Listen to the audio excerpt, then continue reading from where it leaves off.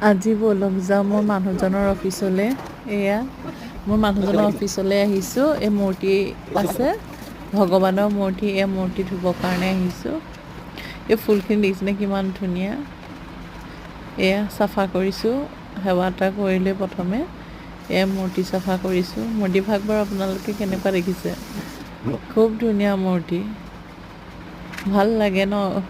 গেটখন সোমায়েই মানে মূৰ্তিভাগ চাফা হৈ থাকিলে ভাল লাগে। এইবাৰ সৈতে দুবাৰহে চাফা কৰা হৈছে। বহাগ বিহুত চাফা কৰিছিলোঁ এবাৰ, আৰু এতিয়া হাতৰ শুদ্ধি হৈ এয়া চাফা কৰিছোঁ। চাকি গছ জ্বলাই থোৱা থাকে যে, চাকি গছ জ্বলাই থোৱা থাকে কাৰণেই মূৰ্তিভাগ মানে ক'লা পৰি যায়। ডিঙিতে গামোচা এখন পিন্ধাই থোৱা থাকে, গামোচাখনো মানে ক'লা হৈ যায়। আজি সেয়া মূৰ্তিভাগ ভালকৈ ধুৱাই গামোচাখনো সলাই দিয়া হৈছে। এয়া আপোনালোকে কেনেকুৱা দেখিছে ক'ব। হৈছে আৰু চাফা কৰি মোক অফিচৰে এজন মানুহে, ককাই এজনে সহায় কৰি দিছে পানী আনি। এয়া পকাখন খুব গৰম আছিলে, তলৰ টাইলছখন বহুত গৰম, ভৰি দিব নোৱাৰি। দুবাল্টিমান পানী মাৰিলতহে ভৰিখন দিব পাৰিছোঁ।